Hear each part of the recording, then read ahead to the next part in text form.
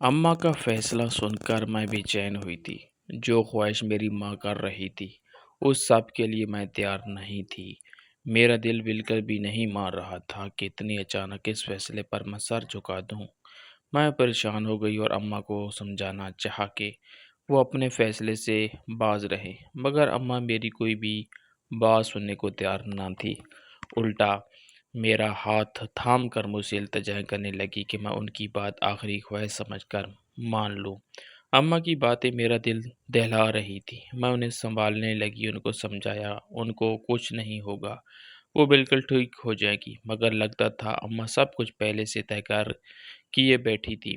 इन्हें अंदाज़ा हो गया था कि उनकी ज़िंदगी के बस चंद ही लम्हे बचे हैं। मेरे मुसलसल इनकार और रोने पर अम्मा ने बेबसी से अपने भतीजे बाबर की जानिब देखा तो वो अम्मा को दिलासा देने लगा और कहा, आप फिक्र ना करें फूफो, सब ठीक हो जाएगा। जैसा आप चाहती हैं बिल्कुल वैसा ही होगा। आप आराम करें, मैं सुनहरा साथ डॉक्टर पास चक्कर लगा कर आता हूँ।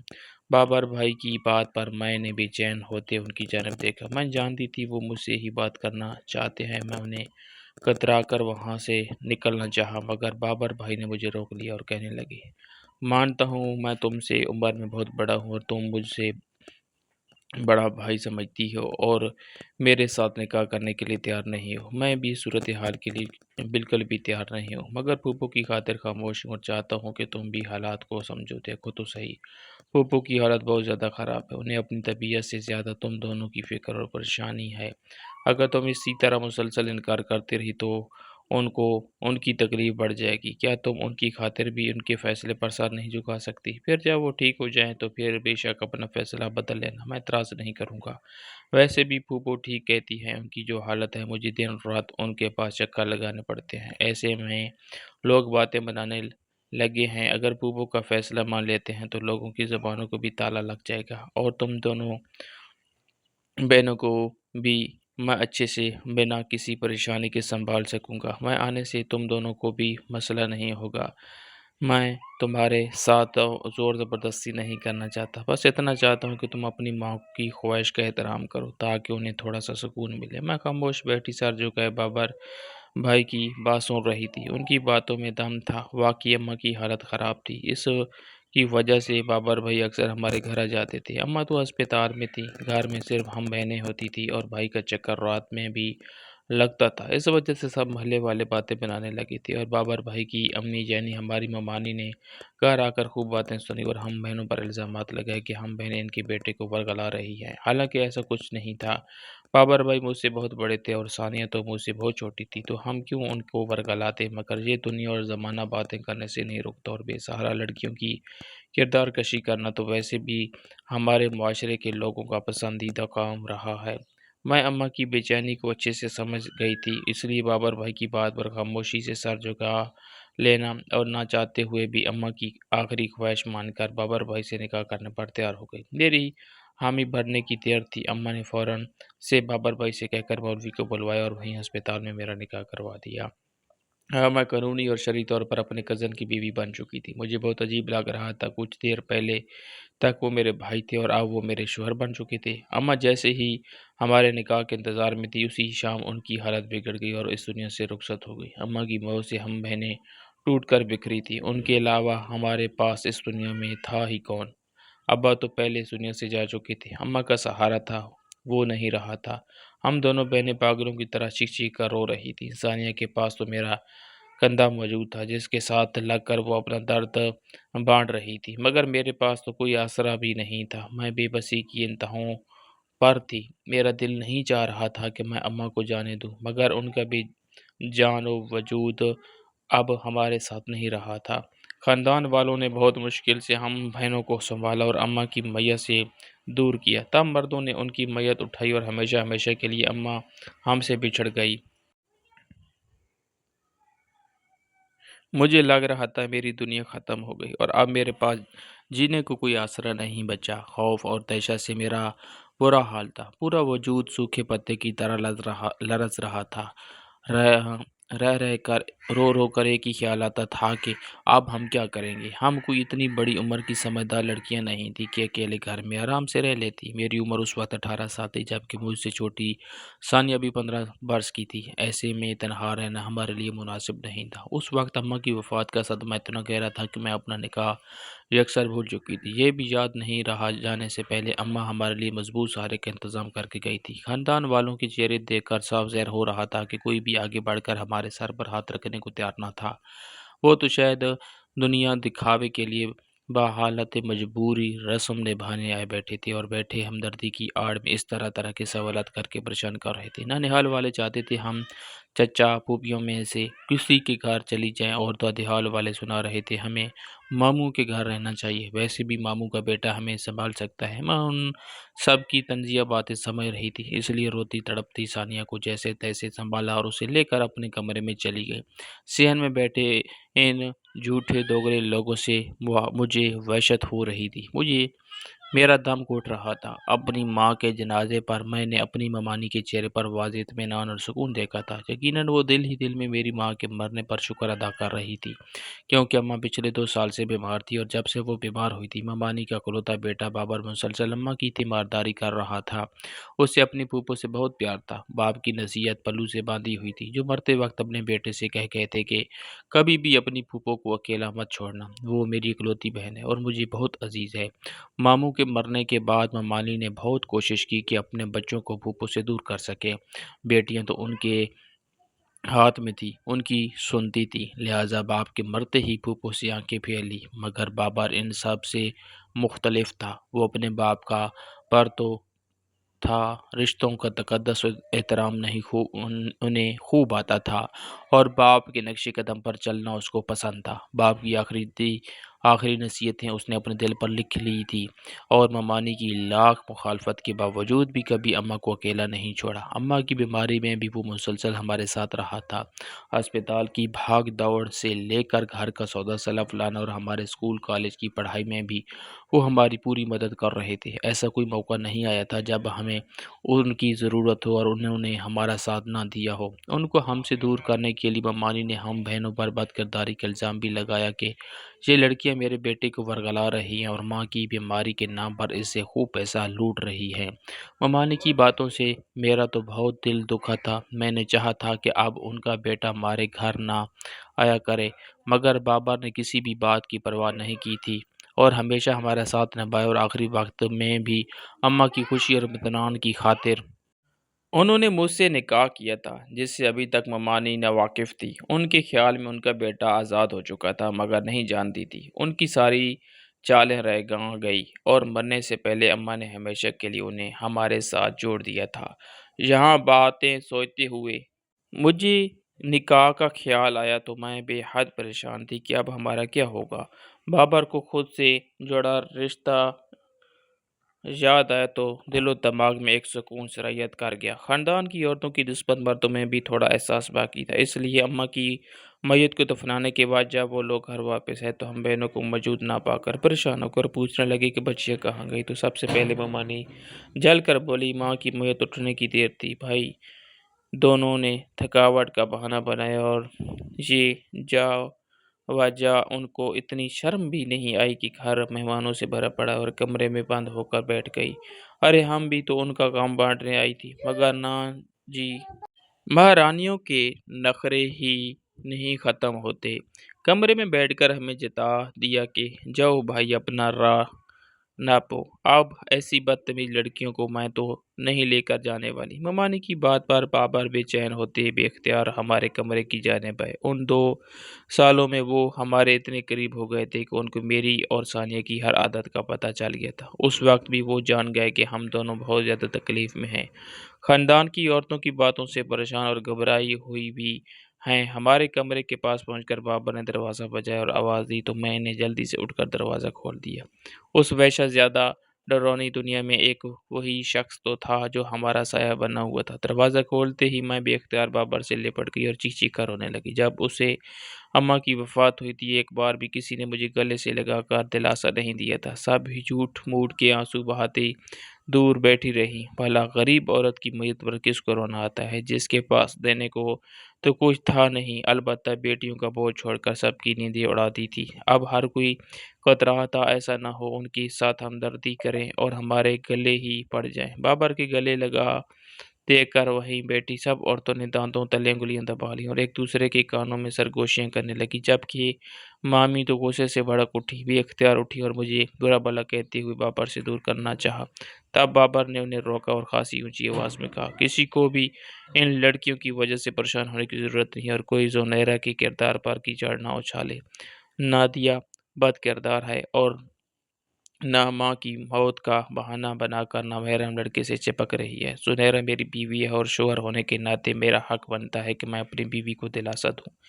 یہ بہنیں میری ذمہ داری ہیں اور اپنی ذمہ داری کو میں اچھے طریقے سے نبھاؤں گا۔ ان کا کہنا تھا کہ پرے مجمع کو صاف سونگ گیا اور ممانی نے واویلا مچانا شروع کر دیا۔ انہیں تو یہ لحاظ بھی نہیں رہا کہ وہ اس وقت فوتگی والے گھر میں موجود ہیں۔ وہ بربلا مجھے اور میری بہن کو گالیاں دے رہی تھی، بابر کو بھی خوب برا بھلا کہا، انہیں دھمکانے لگی کہ وہ ابھی کے ابھی یہ رشتہ ختم کر دے، مگر بابر نے اپنے باپ سے وفا کرنا سیکھا تھا، اپنی ماں کی بات کو رد کیا اور کہا، میں نے یہ نکاح ختم کرنے کے لیے نہیں کیا تھا، آپ کو دھمکیاں دینے کی ضرورت نہیں ہے، میں یہ نکاح ہر صورت اور دل سے نبھاؤں گا۔ ہاں اگر سنیرا چاہے تو وہ مجھ سے طلاق لے سکتی ہے، میں اسے نہیں روکوں گا۔ نکاح کا سن کر خاندان کے باقی خواتین ہمدردی دکھانے لگی اور مرد حضرات نے بابر کو خوب شاباشی دی، مگر ممانی کا غم ختم ہونے میں نہیں آ رہا تھا۔ اماں کی وفات کے بعد 3 دن تو ہم اپنے گھر رہے، پھر اس کے بعد بابر مجھے اور ثانیہ کو لے کر اپنے گھر آ گئے۔ وہ ہم بہنوں کو وہاں اکیلا نہیں چھوڑ سکتے تھے۔ ہمیں گھر آتا دیکھ کر ممانی کے ماتھے پر تیوڑیاں پڑ گئی، کرخت لہجے میں بابر سے کہنے لگی، تمہارے سر پر تو پہلے ہی ماں بہنوں کا بوجھ ہے اور تم نے ان مصیبتوں کو بھی گلے ڈال لیا، کیا ضرورت تھی نکاح کرنے کی؟ مجھ سے پوچھنا بھی گوارا نہیں کیا، تم نے تو اپنی ماں کے جیتے جی ماں کو پرایا کر دیا۔ ایسا کون سا جادو ٹونا کرتی ہیں یہ لڑکیاں کہ تم اپنی ماں سے مشورہ کرنا بھی بھول گئے اور اب منہ اٹھائے جہاں لے آئے؟ تمہیں کیا لگا میں انہیں گھر میں رکھ لوں گی؟ ایسا ہو ہی نہیں سکتا، یہ میرے گھر میں نہیں رہ سکتی، میرے گھر میں ان کی کوئی جگہ نہیں ہے اور اس منحوس کی تو صورت 1 منٹ کے لیے بھی نہیں دیکھوں گی۔ ممانی بھی مجھے بازو سے پکڑ کر دھکیلنے لگی، میں ڈر گئی تھی، لیکن بابر اس وقت بھی میرے اور ثانیہ کے سامنے ڈھال بن کر کھڑے ہو گئے اور ماں سے صاف لفظوں میں کہا، میں پہلے بھی بتا چکا ہوں اور اب ایک بار پھر سے بتا رہا ہوں، یہ فیصلہ میں نے اپنی مرضی سے کیا ہے، میری خواہش پر ہی یہ نکاح ہوا ہے، کسی نے مجھ پر کوئی زور زبردستی یا جادو ٹونا نہیں کیا اور بہتر ہوگا آپ اس رشتے کو قبول کر لیں۔ یہ میرا مسئلہ ہے کہ میں نے سب کا پیٹ کیسے پالنا ہے، میں کسی کی ضروریات زندگی میں کمی نہیں آنے دوں گا، اور اگر آپ نے ان لڑکیوں کو گھر سے نکالا تو یاد رکھیے گا میں بھی ان کے ساتھ جاؤں گا اور واپس بھی کبھی نہیں آؤں گا، اب فیصلہ آپ کے ہاتھ میں ہے۔ بابر کی بات سن کر ممانی کو چپ لگ گئی، کچھ بھی ہو جائے انہیں اپنے اکلوتے بیٹے سے بہت پیار تھا، وہ اسے کھو نہیں سکتی تھی۔ بیٹے کی تیور دیکھے تو ممانی نے مجبوراً بینترا بدل لیا اور کہنے لگی، ارے ایسے بھی کوئی بڑی دشمنی نہیں ہے، بس اتنی اچانک تم نے مجھے نکاح کا بتایا تو میں برداشت نہیں کر پائی، میں نے تو اپنے اکلوتے بیٹے کی شادی کے بہت خوب خواب سجا رکھے تھے کہ بہت دھوم دھام سے اپنے بیٹے کے سر پر سہرا سجاؤں گی اور تم نے اچانک سے نکاح کر لیا، مجھے بتا دیتے میں باقاعدہ رشتہ مانگ کر دھوم دھام سے تمہاری شادی کراتی۔ ممانی کی بات پر بابر بولے، ابھی بھی کچھ نہیں بگڑا، آپ میرا ولیمہ دھوم دھام سے کر لیجیے گا، اس وقت نکاح بہت ضروری تھا، پھوپھو کو اپنی بیٹیوں کی بہت فکر تھی اور ان کی فکر دور کرنا میرا فرض بنتا تھا، آپ اپنے سارے ارمان ولیمے پر پورے کر لیجیے، آپ کو کوئی نہیں روکے گا۔ بابر نے ثانیہ کے لیے ایک کمرہ سیٹ کروایا اور سمجھداری سے کام لیتے ہوئے مجھے اپنے کمرے میں لے گئے، میں اچھی خاصی بکھلا گئی تھی، نکاح کے بعد اب رخصتی بھی اچانک کرا دی، مجھے بابر کے ساتھ جاتا دیکھ کر ممانی بھی غش کھا کر کہنے کو تھی، وہ تو سمجھ رہی تھی کہ بات صرف نکاح تک رہے گی، مگر بابر ان کے سامنے مجھے کمرے میں لے آیا، اس سے پہلے کہ میں کچھ کہتی مجھے بابر نے کہا، وقت اور حالات کو سمجھا اگر یہ صرف نکاح رہا تو امی پوری کوشش کرے گی تمہارا اور میرا رشتہ ختم کرے اور اس کے بعد تم بہنوں کی زندگی عذاب بنا دے، اپنی چھوٹی بہن کی خاطر تمہیں اس رشتے کو قبول کرنا ہوگا، فکر نہیں کرو، میری طرف سے تمہیں کبھی بھی پریشانی نہیں ہوگی، اپنا دل دماغ اس رشتے کے لیے راضی کر لو تو بہتر ہوگا، باقی تمہاری مرضی۔ بابر کی بات پر میں خاموش ہو گئی، ویسے بھی اس کو کہنے کی ضرورت نہیں تھی کہ وہ میرا خیال رکھے گا، ان چند دنوں میں جس طرح وہ میرا اور ثانیہ کے خیال رکھ رہا تھا وہ بات کسی سے بھی ڈھکی چھپی نہیں تھی۔ بابر کے ساتھ نے مجھے اتنا اعتماد بخشا تھا کہ میں سانس لینے کے قابل ہوئی تھی، ورنہ اماں کی وفات کے بعد تو میرا مرنے کا دل کرتا تھا، اور پھر اتنا خیال رکھنے والا شخص مجھے دوبارہ کہاں ملنا تھا جس کی وجہ سے ہمیں اکیلے پن کا عذاب نہیں جھیلنا پڑا تھا۔ میں نے اس رشتے کو قبول کر لیا۔ بابر کی سنگت میں میری زندگی اچھی گزرنے لگی۔ وہ مجھ سے بہت پیار کرتے تھے، مجھے رانی کی طرح بنا کر رکھا ہوا تھا۔ ثانیہ کو بھی سگی بہنوں کے برابر بہت پیار سے سنبھال رہے تھے۔ وقت گزرنے لگا، بابر کی تنخواہ گھر کا خرچہ چلانے کے لیے بہت کم پڑ گئی۔ 4 بہنوں اور ماں کا خرچہ الگ اور ہم 2 بہنوں کا خرچہ الگ۔ اور پھر جب سے ہم اس گھر میں آئیں، ممانی اور ان کی بیٹیوں نے جان بوجھ کر اپنے خرچے بڑھا لیے تھے تاکہ بابر کو زج کر سکیں۔ تب گھر کے نظام کو بہتر طریقے سے چلانے کے لیے بابر نے باہر جانے کا فیصلہ کیا۔ میں ان کے فیصلے سے متفق نہیں تھی۔ جب سے ان کے باہر جانے کا سنا تھا، میرا دل سینے میں ہی پھڑ پھڑا کر رہ گیا۔ میں ان کے بغیر رہنے کا سوچ بھی نہیں سکتی تھی۔ ممانی کے تیور ابھی تک بھی وہی کے وہی تھے۔ میں جانتی تھی بابر کے جانے کی دیر ہوگی اور ان ماں بیٹیوں نے ہم دونوں کا جینا حرام کر دینا ہے، مگر بابر نے مجھے سمجھایا کہ ان کی ہوتی ہم بہنوں کو کوئی کچھ نہیں کہہ سکتا۔ اور پھر تھوڑے وقت کی بات ہے، وہاں پر نوکری کرنے سے نہ صرف ان کی تنخواہ اچھی ہو جائے گی بلکہ جس کمپنی میں ان کی نوکری لگی تھی وہاں ان کو بہت مراعات مل رہی تھی۔ انہوں نے مجھ سے وعدہ کیا تھا کہ کچھ وقت میں وہ ہم سب کو اپنے پاس بلا لیں گے۔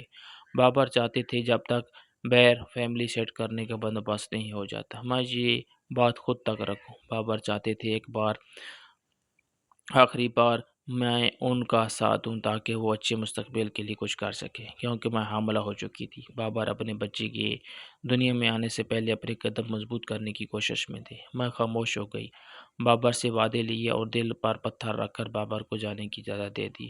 میری توقع کے عین مطابق بابر کے جاتے ہی ممانی اور ان کی بیٹیوں نے ہم بہنوں پر ظلم کے پہاڑ توڑ ڈالے۔ بابر کے جانے کے بعد اگلے دن ممانی نے ناشتہ لیٹ بنانے کا بہانہ کر کے بانس والے ڈنڈے سے مجھے خوب مارا۔ انہوں نے ذرا بھی لحاظ نہیں کیا کہ میں اس وقت حاملہ تھی۔ وہ تو شاید یہی چاہتی تھی میرا بچہ ضائع ہو جائے۔ پھر اس دن کے بعد سے تو ہم پر ظلم و ستم کے پہاڑ توڑے جانے لگے۔ وہ ماں بیٹی ہم سے سارے گھر کا کام کرواتی۔ کھانے کے نام پر دن میں ایک ہی روٹی ملتی تھی جو ہم بہنیں آدھی آدھی کر کے کھا لیتی۔ میری جو حالت تھی اس میں مجھے بہت بھوک لگتی تھی۔ میرا دل کرتا تھا کہ میں زیادہ کھانا کھاؤں، مگر ممانی کی طرف سے ایک روٹی اور اوپر ایک نوالہ بھی ملنے کی اجازت نہیں تھی۔ وہ کچن کو تالا لگا کر رکھتی تھی اور جب بابر کی کال آتی تو وہ ماں بیٹی خون خوار نظروں سے میرے سر پر سوار رہتی تاکہ میں بابر کو کچھ بتا نہ سکوں۔ رات کو مجھے اور ثانیہ کو اپنے کمرے میں سونے کی اجازت نہیں تھی۔ ممانی نے ہمیں اپنے کمرے میں فرش پر بستر لگا دیا اور ساری رات کسی نہ کسی کام میں لگا کر ہمیں جگاتی رکھتی تھی۔ ممانی نے مجھ پر زندگی تنگ کر دی۔ وہ چاہتی تھی میں بابر سے طلاق لے کر ان کی زندگی سے بہت دور چلی جاؤں۔ یہ بات وہ بہت بار مجھے کہہ چکی تھی۔ انہوں نے مجھے لالچ دیا اگر میں بابر سے طلاق لے لوں تو وہ مجھے اور ثانیہ کو اپنے پاس رکھ کر تعلیم بھی دلوائے گی اور اچھے گھرانوں میں شادیاں بھی کرا دیں گی، مگر ایسا ممکن نہیں تھا۔ میں حاملہ تھی، بابر سے دور ہونے کا سوچ بھی نہیں سکتی تھی۔ آج مجھے پتہ چلا تھا بابر نے جلدی رخصتی کا کیوں سوچا تھا۔ وہ ممانی کی چالوں کو سمجھتے تھے۔ ممانی تو ثانیہ کو بھی کالج سے ہٹانا چاہتی تھی مگر مجبور تھی کیونکہ بابر نے ڈائریکٹ کالج کی میڈم سے رابطہ رکھا ہوا تھا اور اس وجہ سے وہ ثانیہ کو کالج سے تو نہیں نکال سکی۔ البتہ کاموں کا بوجھ اتنا ڈالا کہ ثانیہ کو پڑھنے کا وقت نہیں ملتا تھا اور خوراک کی کمی سے ہم دونوں بیمار بھی رہنے لگی تھی، مگر ہمارا احساس کرنے والا کوئی نہیں تھا۔ ممانی نے مکمل طور پر بے حسی کی چادر اوڑھ لی۔ میں نے بہت کوشش کی کہ کسی طرح بابر تک یہ ظلم کی داستانیں پہنچا سکوں مگر ناکام رہی۔ ممانی نے بہنوں کو بندی بنا کر رکھ دیا تھا۔ چند ماہ میں ہماری حالت ڈھانچوں سے بدتر ہو گئی۔ ممانی کو ہم پر ذرا بھی ترس نہیں آتا تھا۔ ایک روز تکلیف اور بھوک سے میرا برداشت ختم ہوئی تو ممانی کے آگے ہاتھ جوڑتے ہوئے میں نے فریاد کی کہ وہ مجھے ڈاکٹر کے پاس لے جائے اور کچھ کھانے کو بھی دے دیں۔ میں نے ممانی سے کہہ دیا کہ ان کو مجھ پر ترس کھانا چاہیے اور اللہ سے ڈرے۔ یہ سننے کی دیر تھی، ممانی نے مجھے جانوروں کی طرح مار کہنے لگی، اچھا ہے تو مر جا اور یہ منحوس بچہ بھی مر جائے، نہ مجھے تیری ضرورت ہے اور نہ اس کی۔ میں کبھی بھی تمہیں اپنی بہو کی صورت میں برداشت نہیں کروں گی۔ میں اپنے بیٹے کی چاند سی بیوی لاؤں گی جو میری ہم پلہ ہوگی، نہ کہ تم جیسی بھوک کی ننگی۔ میرا بیٹا تو بے وقوف ہے، اسے میں سمجھا لوں گی، مگر تم دونوں کو میں کہیں کا نہیں چھوڑوں گی۔ خواب دیکھ رہی تھی نا میرے بیٹے کی بیوی بن کر رہنے کی، اب دیکھنا میں تمہارا کیا حشر کرتی ہوں۔ ممانی کی کوئی دھمکی سے میں بری طرح سہم گئی، جانے اب وہ کیا کرنے والی تھی، اور جو انہوں نے کیا ایسا تو کچھ جانوروں کے ساتھ بھی نہیں کرتا۔ ممانی نے ہم دونوں کو بہت مارا، اس مار سے میرے جبڑے کی ہڈی ٹوٹ گئی اور ثانیہ سر سے پاؤں تک لہو ہو چکی تھی۔ اس کے بعد انہوں نے ہمارے ہاتھ پیر باندھ کر اسٹور روم میں بند کر دیا اور بابر کو کال کر کے روتی ہوئی کہا، پوچھ رہے تھے نا زنیرا کیوں چپ چپ اور اداس ہے، کمزور بھی لگتی ہے۔ ارے تم نے جو اپنے ساتھ باندھ کر اسے اس کے عاشق سے دور کیا تو یہی ہونا تھا۔ اب دیکھو دونوں کو جیسے موقع ملا بھاگ اپنے عاشق کے ساتھ تمہاری عزت پر بٹھا لگا کر میں نے اس کو بہت سمجھایا اور بچے کا واسطہ دیا تو اس نے بچہ ہی ضائع کرا دیا اور بھاگ گئی۔ تمہاری وجہ سے ہر طرح ہماری بدنامی ہو گئی۔ ممانی یہ جھوٹی کہانی میرے سامنے بابر کو سنا رہی تھی۔ یہ بات سنتے ہی بابر نے کاٹ دی۔ ممانی فاتحانہ انداز سے مجھے دیکھنے لگی۔ تکلیف، ذلت اور بے بسی سے میرا برا حال تھا۔ بابر کو کھونے کا احساس جان لیوا تھا۔ ممانی ترس کھانے کو تیار نہیں تھی۔ بابر کے کان بھرنے کے بعد ممانی نے دونوں کے اندر مجھے اور ثانیہ کو ایک پٹھان کے ہاتھوں بھیج دیا۔ انہوں نے ایک تیر سے دو شکار کیے، مجھے بابر کی زندگی سے نکال پھینکا اور ہمارے ذریعے لاکھوں کا پیسہ بھی کما لیا۔ آج کی رات وہ ہمیں پٹھان کے حوالے کرنے والی تھی۔ خوف اور دہشت سے ہمارا برا حال تھا۔ میں گڑ گڑا کر اللہ سے مدد مانگنے لگی۔ ہم لاوارث لڑکیوں کو وہی حامی و ناصر تھا۔ اللہ نے ہماری سن لی۔ جس وقت وہ پٹھان ہمیں لینے آیا ہوا تھا بابر اسی وقت گھر پہنچ گئے۔ انہوں نے ممانی کی باتوں پر یقین نہیں آیا تھا، اس لیے خود آ کر اس کی بات تصدیق کرنا چاہی، اور اب اپنی آنکھوں سے ماں کی درندگی اور ہمارے زخمی وجود دیکھے تو ان کی آنکھیں لو رنگ ہو گئی۔ بمشکل خود پر ضبط کرتے ہوئے بابر نے پٹھان کو پولیس کی دھمکی دے کر وہاں سے بھگایا۔ ہم دونوں کو فوری ہسپتال لے گئے۔ بیٹے کو اتنی اچانک سامنے دیکھ کر ممانی کی بولتی بند ہو چکی تھی، وہ کچھ بھی بولنے کی پوزیشن میں نہیں رہی۔ ہمارا علاج کرانے کے بعد بابر ہمیں اپنے ساتھ بیرون ملک لے گئے۔ ممانی سے وہ مکمل طور پر بول چال بند کر چکے تھے، بس ہر مہینے خرچ بھیج دیتے تھے۔ میں اللہ کا لاکھ لاکھ شکر ادا کرتی ہوں کہ اس ذات نے بر وقت بابر کو بھیج کر ہماری عزت کی محافظ کی تھی۔ اب میری زندگی میں سکون اور خوشیاں بھر چکی تھی۔ دوستو آج کی کہانی کیسی لگی کمنٹ باکس میں ضرور بتائیں۔ اللہ حافظ۔